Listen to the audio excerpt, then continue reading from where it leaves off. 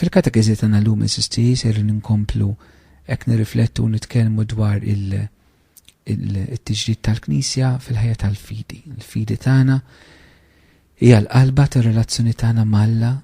Spjegajna diversi affarijiet mhux ħanqod nirrepeti. U wasanna sabiex nirriflettu eżisti dwar il-fidi u l-barkiet li l-fidi ġib fuqna. U l-aħħar katekezi ta' qabel dina propju meta qed naraw dawn id-dimensjonijiet issa l-fidi u l-barkiet ta' Alla. L-aħħar darba rajna kif il-fidi hija l-bieb għall-qawwa ta' Alla. Mingħajr fidi ma nistgħux nesperjenzaw il-qawwa ta' Alla. Llum sejrin naraw siltiet oħrajn mill-Iskrittura illi kellmuna dwar il-bżonn illi nitolbu bil-fidi. Sibu l-Evanġelu skont San Mattew, chapter 21, minn vers 8 sa 22. San Mattew, chapter 21, minn vers 18 sa 22. Nidinnek. Filgħodu xin kien sejjer lura lejn il-belt ħadu l-ġuħ.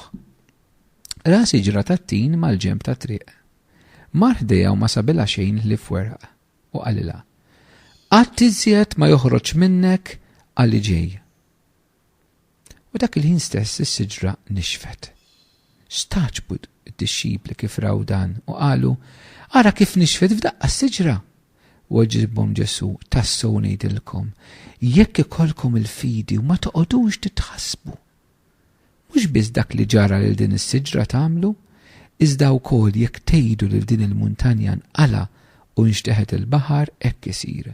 U kull ma titolbu taqeluh jekk ikolkom il-fidi.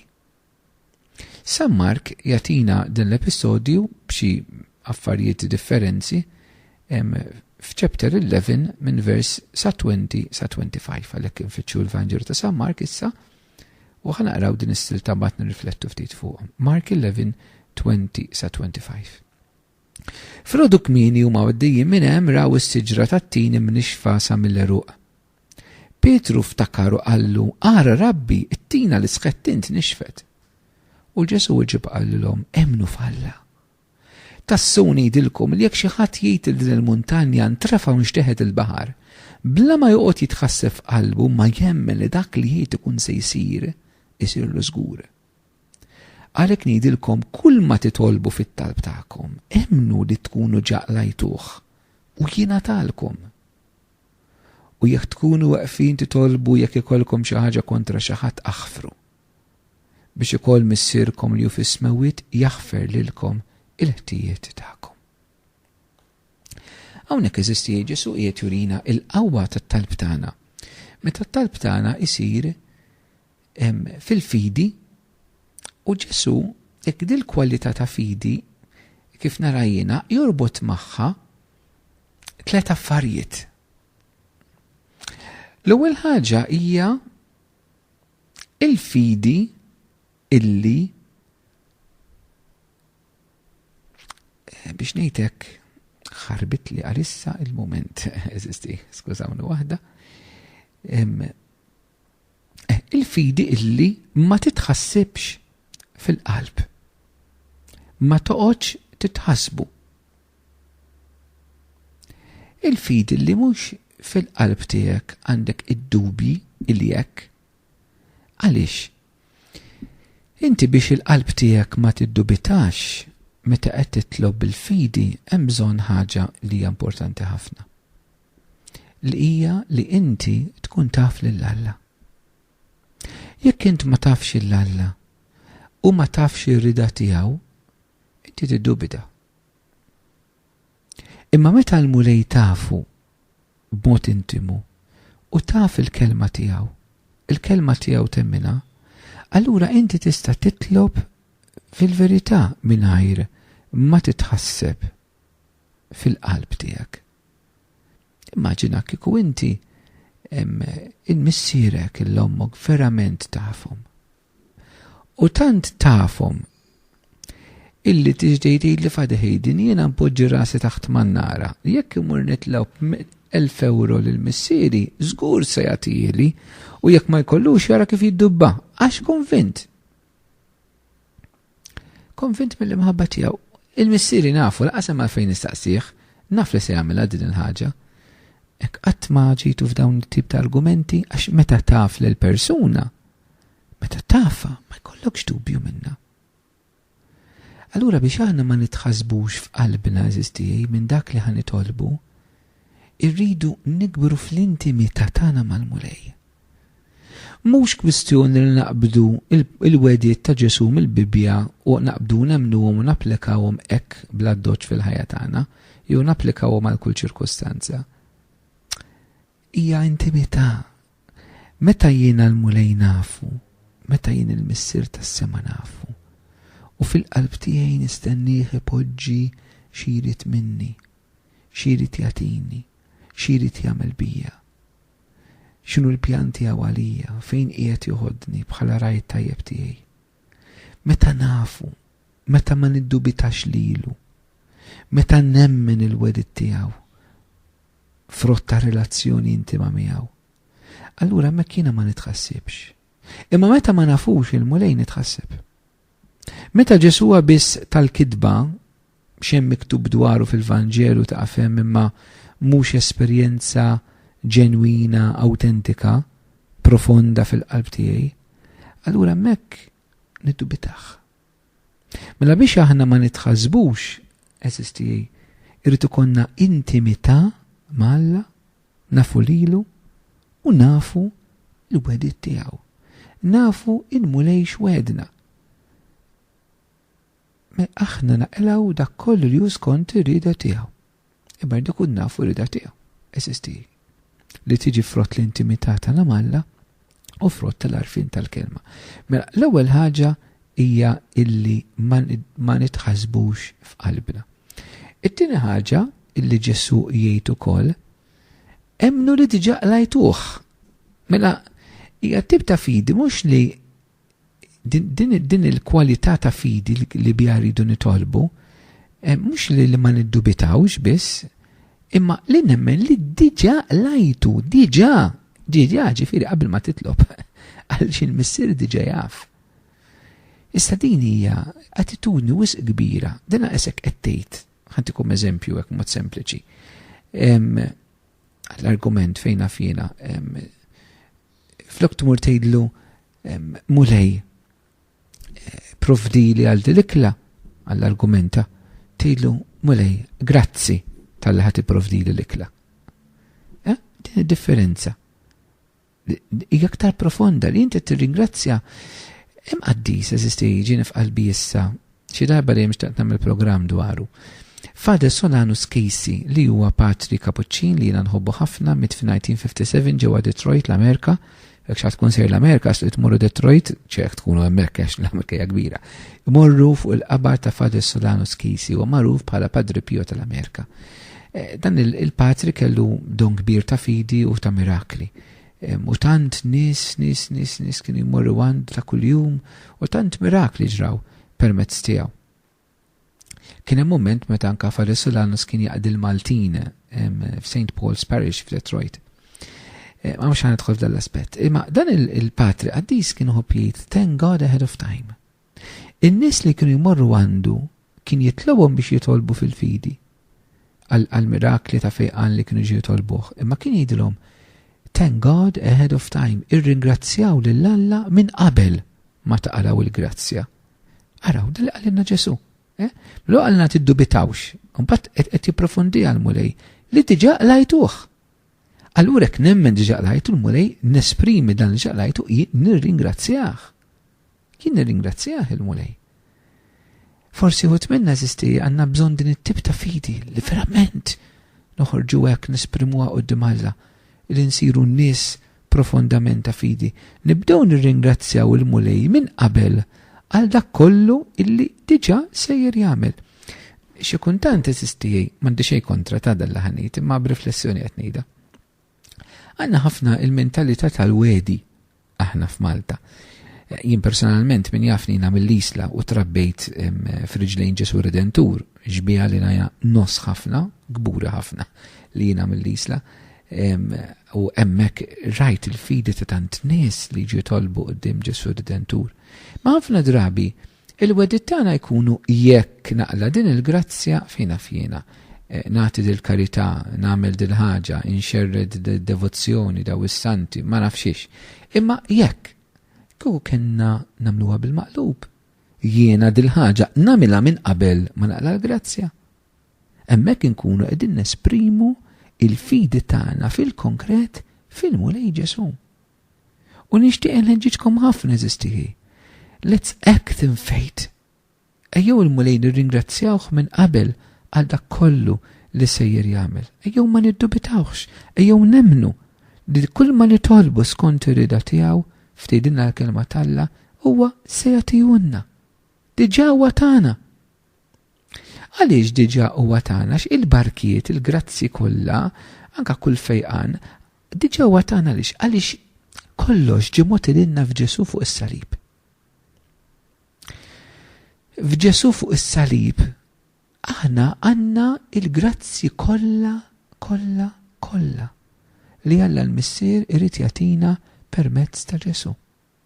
Aħna f'Ġesu diġà stanina, f'Ġesu diġà għandna kollox. F'Ġesu fuq is-salib il-Missier tagħna kollox miegħu diġà. Diġà. Allura hija kwistjoni issa Ġesu msallab isu siġra li għamlet il-frott kollu li din is-siġra tista' tagħmel. Kollu. U aħna naqtaw il-frott li huwa diġà fuq din is-siġra. Għalhekk diġà lajnieh għax f'Ġesu fuq is-salib kif jenfasizza San Pawl fl-Ittra l-Efesin, il-Kolossin, tagħna kollox miegħu. Għandna dawn il-barkit kollha fis-sema fi Kristu. It-talb, allura aħna nitolbu bil-fidi, mhux biex Alla jagħmel xi ħaġa, Alla dak kull ma jagħmel sforzi ħnina tiegħu mhux għax nitolbu aħna. It-talb mhux il-kawża biex Alla jagħtina xi ħaġa, it-talb huwa il-kundizzjoni, l-ambjent, l-atmosfera li fiha aħna nistgħu nilqgħu dak li Alla diġà irid jagħtina fil-ħnina tiegħu. Tifhmu għadi? Jiena nħobb ngħidlek fit-toks li nagħti, faith is not the cause but the condition, because it's God's mercy. Il-fidi tilqa mhix il-kawża, il-kawża għall-ġubijiet tal-Alla biss li mħabba u l-ħniena infinita tiegħu. Imma l-fidi, it-talb, huma il-kundizzjoni, l-ambjent li fiha aħna nistgħu nilqgħu dak kollu li Alla jrid jagħtina. Ħantikom eżempju biex tifhmuni. Li jiena niftaħ il-vit tal-ilma tal-kċina. Tajjeb. Il-fatt li niftaħ il-vit, l-ilma jiġi mill-fatt li jiena niftaħ il-vit, le. L-ilma ma jiġix għax jiena niftaħ il-vit, l-ilma diġà qiegħed hemmhekk u jiġi għax hemm il-komunikazzjoni sħiħa. Li niftaħ il-vit hija l-kundizzjoni biex l-ilma li diġà hemm fil-kanna jiġi fit-tazza fis-sink għandi.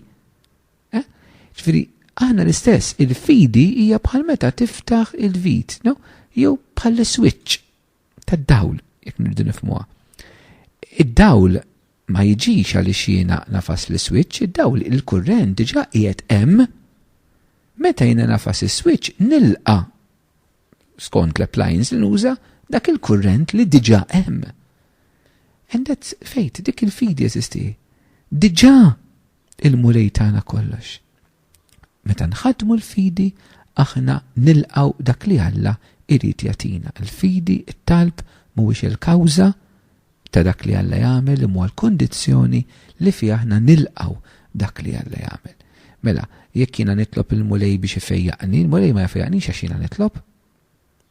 Ifejjaqni fl-imħabba ħnina tiegħu, imma t-talb ukoll huwa essenzjali għax huwa l-ambjent, il-kundizzjoni li fiha jiena nilqa' il-fejqan li jrid jagħtini Alla. U dinna nixtieq nagħmel ftit enfasi fuqha. Għalli xi drabi aħna għandna l-mentalità u hija dak li jrid Alla jseħħ. Dak li jrid Alla jseħħ. Noqogħdu attenti. Noqogħdu attenti. Dak li jrid Alla jseħħ jekk aħna nitolbu. Għax irda Alla ma kieku li jrid Alla jseħħ mingħajr ma nitolbu. Li jrid Alla jseħħ mhux għalfejn noqgħod nitlob. Kieku Ġesu daħaq bina meta fil-missierna għallinna biex nitolbu ikun dak li trid int kif is-sema dak l-art. X'imma fin noqogħdu nitolbu biex isseħħ irdet Alla jekk ma nitolbux li jrid Alla jseħħ. Xi kultant eżisti ma nindunawx kif dawn l-affarijiet jitlu f'moħħna u laqas nindunaw kif nitlu f'dil mentalità u dak li jrid Alla jseħħ. U ma nitolbu għal xejn. Għal xejn ma nitolbu. Mentri jiena nemmen li hemm tant affarijiet li Ġesu jixtieq jagħmel fil-Knisja, fil-ħajja tagħna, mirakli li l-mulej jrid twettaq f'ħajjitna, illi għax ma nitolbux dawn ma nistgħux nilqawhom, mhux il-mulej ma jridx jagħmelhom. Imma xi drabi ħadna din mentalità hija isu Alla huwa sovran, Alla huwa qawwi, x'għandu bżonn it-talb tiegħi, dak li rid jagħmel jagħmlu. Mhijiex hekk, aħna ħaddiema ma' Alla. Il-pjan ta' Alla jiseħħ fid-dinja daqskemm il-bniedem jitlob. Jitlob. And this is no joke. This is no joke. Il-pjan ta' Alla żwieġ tiegħek iseħħ daqskemm int familja li titlob. Il-pjan Alla l-parroċċja tiegħek iseħħ daqskemm int komunità, daqskemm int kappellani titlob. Il-pjan Alla d-djoċesi tiegħek iseħħ daqskemm int tisqof li titlob. Xejn ma jsir b'mod awtomatiku. Ma jiġrux hekk l-affarijiet fis-saltna Alla, dawn huma s-sigriti tas-saltna Alla eżistiji li Ġesu għalinna fil-Vanġelju ħbihom mill-orrif imma jurihom li ċkejknin. U dan it-talb, dan il-stil ta' talb ta' fidi b'dan il-mod eżistiji illi aħna hekk Ġesu qed jitkellem minnu. Mela rajna dik il-fidi illi ma titħassibx. Kif rajnihom f'daw is-siltiet. U mbagħad rajna il-fidi kwalità oħra li Ġesu jitkellem minn hawnhekk illi temmen li diġà qalet dak li qed titlob. U mbagħad Ġesu il-tielet kwalità li nara f'din il-fidi hawnhekk kif qed jagħtina hija illi l-fidi illi tikmanda. Meta għalinna pereżempju hawnhekk tassew ngħidilkom jekk ikolkom il-fidi u ma tqogħdux titħassbu mhux biss dak li ġara l din is-siġra tagħmlu, iżda wkoll jekk tgħidu inqala u inxteħet il-baħar hekk isir. Jekk tgħidu. Hija fidi illi mhux biss ma titħassibx, mhux biss konvinta li ħataqla, ma hija fidi li tipproklama dak li qed titlob dwaru. Hija fidi li tordna, hija fidi li tikmanda, hija fidi ta' awtorità. Issa din hija xi ħaġa li forsi aħna maħniex imdorrijin irriflettu ħafna fuqha. Aħna l-insara Ġesu tagħna awtorità. Importanti nkunu nafu din l-awtorità il-mulej fuq xiex tajjenna. Għaliex hemm affarijiet illi Ġesu tagħna l-awtorità fuqhom u allura rridu naġixxu bl-awtorità illi tagħna. Ħana tiftit eżempji biex nagħmlu differenza xiġifieri titlob għal xi ħaġa jew teżerċita l-awtorità fuq xi ħaġa u l-awtorità dejjem neżerċitawha bil-kelma. Ġesu qal ejdu inqala. Ħana tikom ftit eżempji kif fil-Knisja din nagħmluha tax forsi maħniex konxi tagħha. Mela, Ġesu ta' l-awtorità lill-apostli biex jaħfru d-nubiet. Id-nubiet li intom taħfru jkunu maħfura. Id-nubiet intom li żommu jkunu mismuma. Meta tmur tqer, inti qatt smajt li s-saċerdot jitlob lill-Alla biex jaħfirlek? Ma jagħmilx. Is-saċerdot jgħidlek jien naħfirlek dnubietek. Araħ, qed juża l-awtorità u jiddikjara fuqek. Jien ma jgħidlekx Alla jaħfirlek dnubietek, jien naħfirlek dnubietek. U laqas jitlob l-Alla biex jaħfirlek. Itik il-maħfra għaliex? Għax għandu l-awtorità. Kemm kbira. Ħudu l-istess is-saċerdot fil-konsagrazzjoni tal-qudiesa. Dan u ġismi. Dan u demmi. Jgħidak il-klim fl-awtorità li taħ Ġesu. U taħt il-qawwa tal-Ispiritu Santu, il-ġisem, il-ħobs isir il-ġisem ta' Ġesu u l-imbit isir id-dem ta' Ġesu. L-istess pereżempju fir-rit tal-eżorċiżmu. Għandna żewġ forom differenti tal-eżorċiżmu. Il-forma invokatorja u l-forma impetratorja. Il-forma impetratorja meta l-eżorċista jikmanda bl-awtorità li taħt Ġesu u l-Knisja li xetan biex jitlaq. Ġifieri hemm sitwazzjonijiet eżisti meta hekk il-Knisja tħeġġiġna biex aħna nużaw din l-awtorità lil mulej tagħna. Issa meta naqraw il-Vanġelu naraw Ġesu tagħna anke l-awtorità fuq il-mart u fuq ix-xjaten, u l-awtorità fuq il-mart u fuq ix-xjaten Ġesu ma tgħix lis-saċerdoti eżisti biss. Meta xi l-apostli meta l-72 f'Luqa kapitlu 10 u mbagħad f'Mark 16 jagħtiha lill-insara kollha. Dawn huma sinjali jsieħbu dawk li jemmnu mhux lis-saċerdoti, mhux li xi ftit, kull min jemmen, kull min mu'ammed. Fismi keċċi xjaħatin qegħdu jdejhom fuq il-morda u dawn ifiqu. U għalhekk eżisti illi naraw anka nies li huma dixxipli tal-mulej vera mamdin insara li għalkemm mhumiex kattoliċi, ma jistgħu jkunu pentekostali, evanġeliċi, ortodossi, iva jitolbu fuq il-morda u dawn ifiqu, iva jkeċċu xjaħatin. Għax il-kelma talla Ġesu jorbota ma' kull min jemmen. Ma' kull min jemmen fih. Eżisti. Aħna xi drabi jekk għandna bżonn bil-fidi tagħna nħaddmuha mhux biss f'kuntest li nitolbu bil-fidi, imma hawnhekk Ġesu qed jgħid fil-kuntest li neżerċitaw l-awtorità tagħna bħala l-insara. Issa hawnhekk għandna ir-realtà illi fuq il-ħolqien Alla lil bniedem taħt ċerta seta'. Il-Adam poġġa id-dinja tal-ħolqien taħtu. Adam kellu ċerta seta' awtorità fuq il-ħolqien li bidnu b'tlifnija. Imma hawnhekk Ġesu x'qed jagħmel qed jerġa' jirristawra l-awtorità oriġinali li l-bniedem kellu fil-ħolqien. U allura l-bniedem issa jista' ukoll jikmanda lil-ħolqien. B'mod ieħor din sibuha meta Petru jimxi fuq l-ilma, qed jerġa' jieħu din l-awtorità sħiħa anke fuq il-ħolqien. U biex nagħlaq eżistijej, dawn it-tliet kwalitajiet ta' din il-fidi li ġibilna il-barkiet ta' Alla, il-qawwa ta' Alla kif qed nirriflettu fuq allum, mela fidi li ma titħassibx f'qalba, fidi li temmen diġà qalet allura tirringrazzja Alla tiegħu, fidi li teżerċita l-awtorità. Ġesu taf kif jalaq dan il-kliem. Jgħid xi ħaġa kbira. Ġesu jgħidilna li jekk aħna ikonna din il-fidi kollox ikun possibbli għalina. Kollox ikun possibbli għalina. Temmnu din il-kelma? Kull ma titolbu ta' ilawh jekk ikolkom il-fidi. Hija kelma qawwija eżisti. Kieku kellna din napplikawha fil-verità. Din il-kelma li nemmnu li dak li jgħid ikun se jsir isirilna żgur u mhux forsi. Żgur.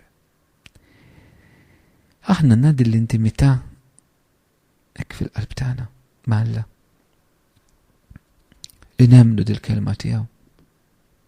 Qegħdin nikbru f'din it-tip ta' fidi. Din il-fidi rajna aspetti differenti tal-fidi tal-kateżijiet kollha, ma dal-aħħar issa qed nirriflettu aktar fuq il-fidi bħala it-tieqa l-bib għall-qawwa tal-Alla, għall-qawwa tal-mirakli tiegħu, għall-qawwa tal-fejqan tiegħu. Forsi wħud minna jgħidu x'nambuha speċi tal-li temmen f'Ġesu illi salvak, illi tgħix ħajja tajba mhux biżżejjed, le mhux biżżejjed. Il-fidi għandha d-dimensjoni wkoll biex nimxu b'mod biex ngħidu hekk sopranaturali bħala nsara. Irridu għadin, irridu ngħixu fiha. Nixtieq nagħlaq b'vers minn San Ġagbu. Fl-ewwel ittra tiegħu ittra waħda għandu l-ewwel kapitlu minn versi 5 sa 8 jgħidlek: jekk xi ħadd minnkom jonqsu l-għerf għandu jitlob il-Alla li jagħti lil kulħadd bid miftuħa bla ma jċanfar il-ħadd u jagħtihulu. Mela ħajjitlob bil-fidi bla ma jitħasseb xejn, għax min jitħasseb ikun jiġbaħ lil mewġ tal-baħar imqanqal u mqalleb ir-riħ. Bniedem bħal dan m'għandux jistenna li se jaqla xi ħaġa mingħand il-mulej, u bniedem mifxul fih nnifsu u mhu żgur mit-triq li għażel. San Ġagbu kien ħafna jefes. Bniedem bħal dan min jitlob bid-dubi, jitħassef qalbu, m'għandux jippretendi li se jistenna xi ħaġa mingħand il-mulej. U bniedem infixkel fih innifsu. Ejjew ma nkunux minn dawn aħna. jew nkunu minn dawk kif Ġesu wiegħed l-apostli setgħu jkunu. Li jekk ma nitħasbu f'xejn f'qalbna, li jekk neżerċitaw l-awtorità tal-fidi, li jekk nemnu li dak li qed nitolbu f'ismu skont ir-rida tiegħu diġà qlajnieh, allura aħna nistgħu verament nkunu bħal qaddisin ta' qabilna, nkunu l-qaddisin ta' żminna illi nimxu f'din il-fidi radikali bħala nsara fil-Knisja illum.